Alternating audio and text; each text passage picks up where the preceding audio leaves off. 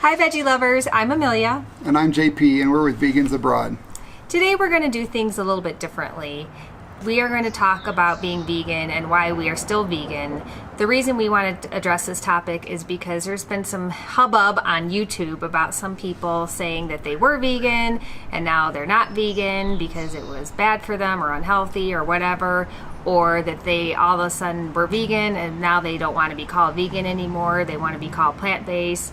And it got us to thinking, hey, we should talk about this ourselves. Yeah, and why we're still vegan. Yeah, and still after 3 years. And still want to be identified as vegan even after 3 years. We don't talk about veganism a lot on our channel because we prefer to live by example. You can be fun and live an interesting life and just happen to be vegan at the same time. Exactly. Plant-based is not the same as being vegan. You can follow a whole food plant-based diet and that's your only focus. That does not mean you are vegan. Vegan means you do not consume any animal products, you don't use anything made by animal products, you don't use products that are tested on animals. Some people go as far as not having anything to do with people who aren't vegan. Yeah. And you don't have to be healthy and be a vegan. You can eat lots of vegan junk food. So that means you can just live on potato chips if you wanted to and be vegan because you're not eating anything animal based. Mm-hmm. So a lot of the people on YouTube who said that they're now ex-vegans or they're not vegan anymore, those people were never vegan to begin with. They ate a plant-based diet, and most of them ate a really extreme version of a plant-based diet. They did juice diets, juice cleanses, water fasts. A lot of them only ate raw food, which is really hard to get all the nutrients that you need on a raw food diet. It's possible, and some people do it, but it's really hard. Well, and also there's the fruitarians who only eat fruit. That seems, I don't know how you could, I love the fruit here, but I don't think I could live on it. Yeah, and those diets actually do work for some people, and those people go on YouTube and they talk about how great it is for them. And a lot of them are calorie restricting. You know, they go from eating a regular Western diet with lots of meat, dairy, and eggs, high calorie foods, and then they go on a vegan diet and they continue to restrict calories. The foods that we eat are so low in calories that you need to eat more. Right. And a lot of people just aren't accustomed to eating the amount of food, the volume of food that we eat. Yeah, we love it. We eat a lot. Yeah, we eat all the time. We eat a lot of food. It's all just really low calorie. Right. So that's one of the things that's been going on, is that people are eating these extreme diets. They're feeling bad doing it, and so then they say, oh, it's veganism. Veganism is the reason why I feel bad.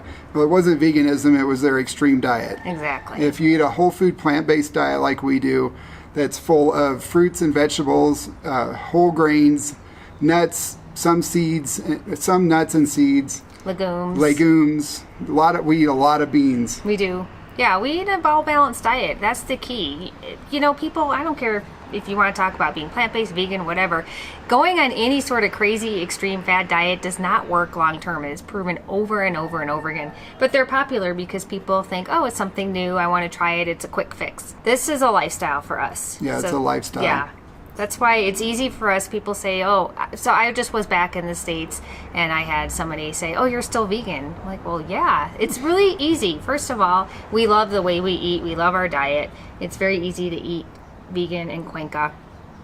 But also, once we learned all of the other aspects of the animal industry, animal agriculture, especially for me, once I learned about the horrors of animal agriculture, it was really easy for me to quit eating any animal products, period.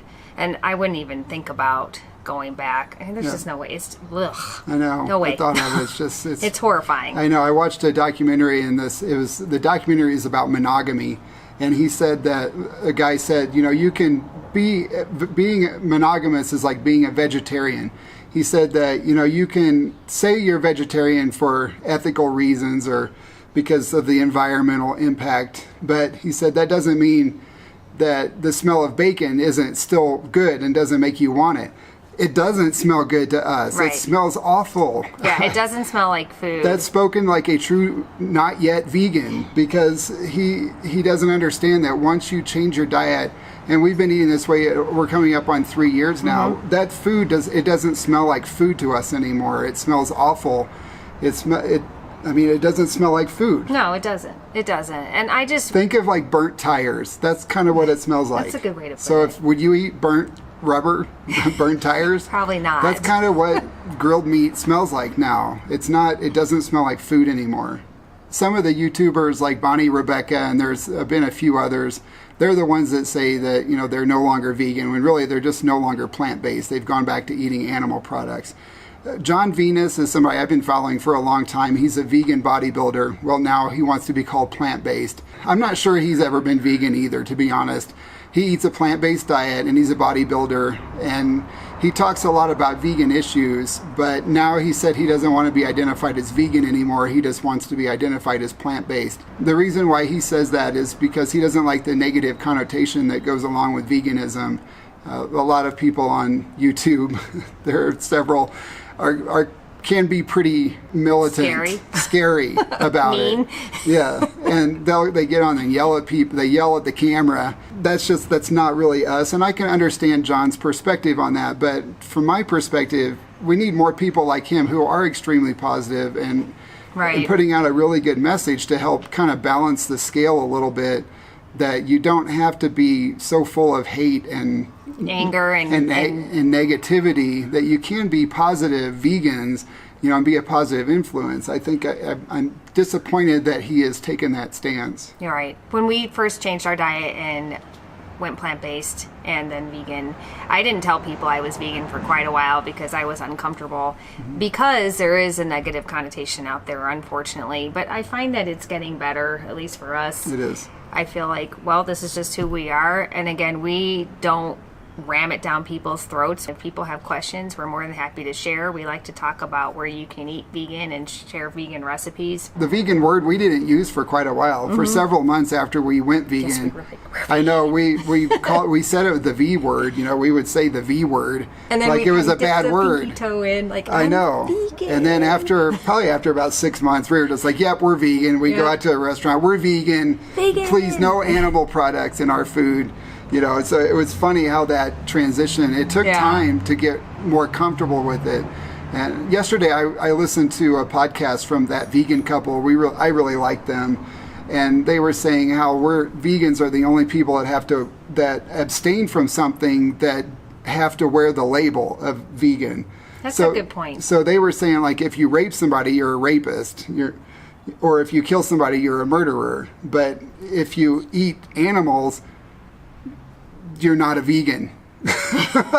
So we're the only ones that have to wear the label for not doing something. Yeah, that's an interesting perspective. And it is an interesting perspective. It was one of those aha moments for me. The term vegan really shouldn't even exist, but it does. And so we have to wear that until cultural norms and society wakes up and realizes that what we've been doing is wrong. Before we continue on with why we are still vegan, I think we need to back up a little bit and say what veganism is. There is an official definition of it.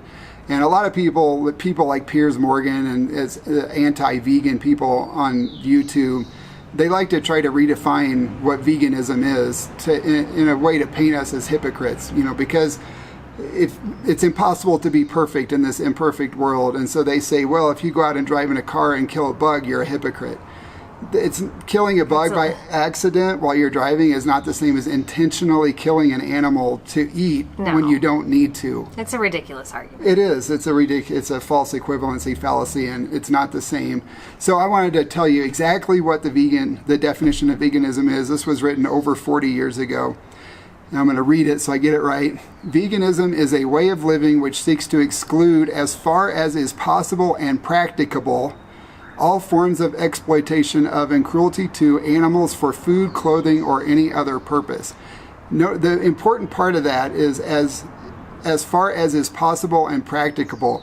It's not about being perfect. If you are on a life-saving medication that was tested on animals, take your life-saving medication. It's not about being perfect. We can't be perfect in a world that's built around animal exploitation. What we can do is move forward and do the best we can. And that's what we do. The biggest and the easiest change that you can make as an individual is just don't buy animal products. It's that simple. Right. I mean, it's so simple. You go to the store and you shop. You avoid the meat, the morgue. I call it the morgue, or the corpse department. You just avoid that. Don't buy anything from that part. Right. And then when I buy products, I look for products that are not tested on animals, that don't have animal products. And there's a lot more out there. And there's a lot of power in what you buy because it sends a message to these manufacturers to make more of this product and make less of that product. And we're seeing a big impact of that in the United States. We're still vegan because we think this is the single most important issue facing humanity right now, because it touches on everything else. It's not just about animal exploitation and animal cruelty and all of that. It is also about our environment, and it's a human rights issue too. It's about so many different things, and a lot of things people just don't even understand.